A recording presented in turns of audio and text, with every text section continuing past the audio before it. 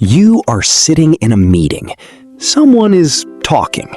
But inside your head, you are somewhere else entirely.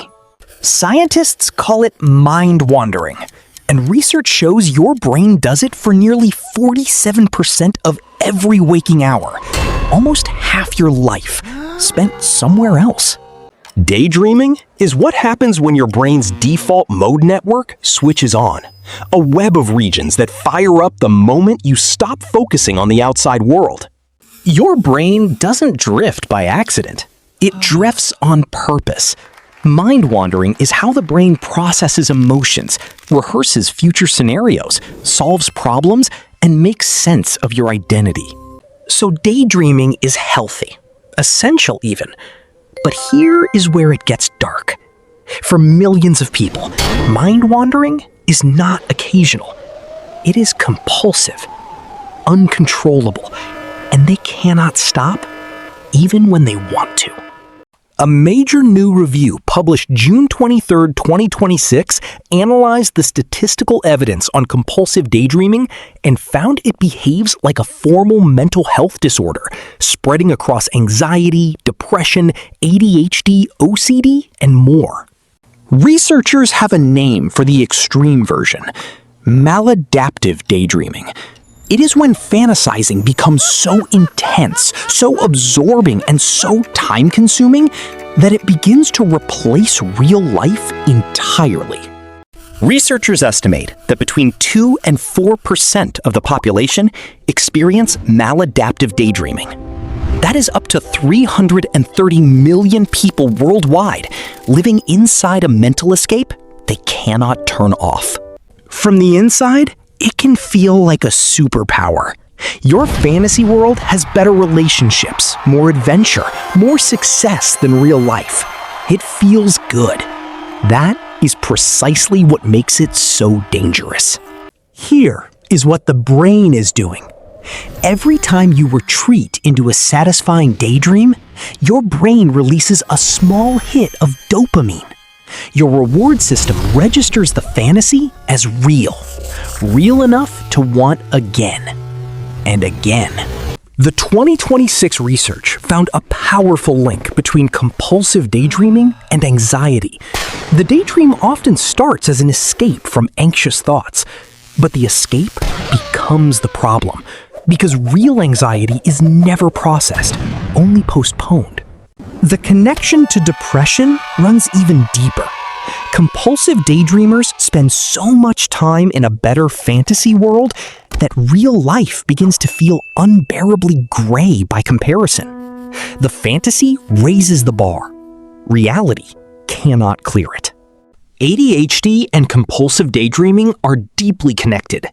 For people with ADHD, the default mode network is often overactive, making mind wandering more frequent, more intense, and significantly harder to pull out of. And with OCD, compulsive daydreaming shares a disturbing similarity: the intrusive thought loop. Both involve a mind that cannot stop replaying certain content, one fearful, one fantasized, but both running outside the person's control. The research found that severe maladaptive daydreamers can spend 4 to 8 hours daily inside their fantasy worlds. That is an entire working day, gone, every day, for years. And it does not just steal time. Compulsive daydreamers often struggle to maintain real relationships because the fantasy versions of people are always more perfect, more understanding, and more satisfying than actual human beings. Over time, many compulsive daydreamers begin to lose track of who they actually are. Their real identity feels thin, uninteresting, and temporary, while the fantasy self feels like the true self, trapped inside the wrong life. So, how do you know if your daydreaming has crossed the line? Researchers identified clear warning signals. Signal 1. You feel distressed when interrupted mid-daydream, angry, irritable, or panicked. Signal 2. You use daydreaming as your primary coping mechanism. Every time something goes wrong, stress, rejection, loneliness, boredom, your first and only response is to disappear into fantasy. Signal 3. Your daydreams have become more detailed, more elaborate, and more consistent over time, with recurring characters, plots, and worlds that feel as real or more real than your actual life. Signal 4. It is affecting your real-world functioning. Work undone, relationships neglected, goals not started, appointments missed. Your real life is quietly falling apart while you are somewhere that does not exist. Here is what gives researchers hope. The brain that built this habit can rebuild away from it. Neuroplasticity means the default mode network can be retrained. The loop can be interrupted. The pattern can change. Research points to cognitive behavioral therapy as the most effective intervention, specifically helping the person identify what emotional need the daydream is fulfilling, and then learning to meet that need in the real world. Grounding techniques work by pulling the nervous system back into the present moment, activating the 5 senses to break the default mode network's pull.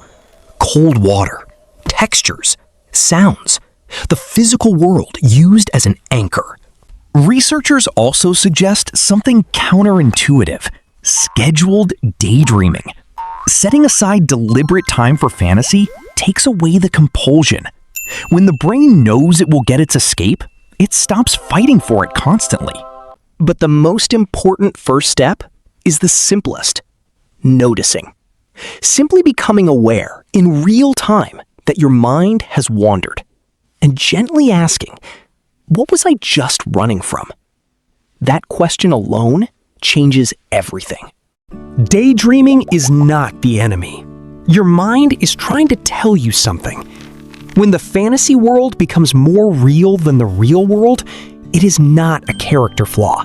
It is a signal, and signals can be listened to. The 2026 research opens a door.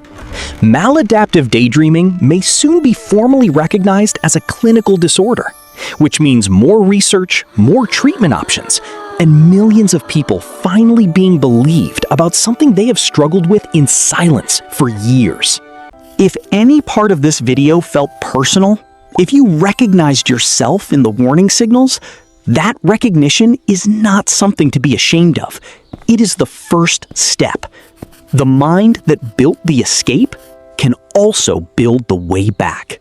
Follow Secret Psyche, because the psychology hidden behind what your mind does every day is exactly what this channel was built to expose. New video every Monday, Wednesday, and Friday.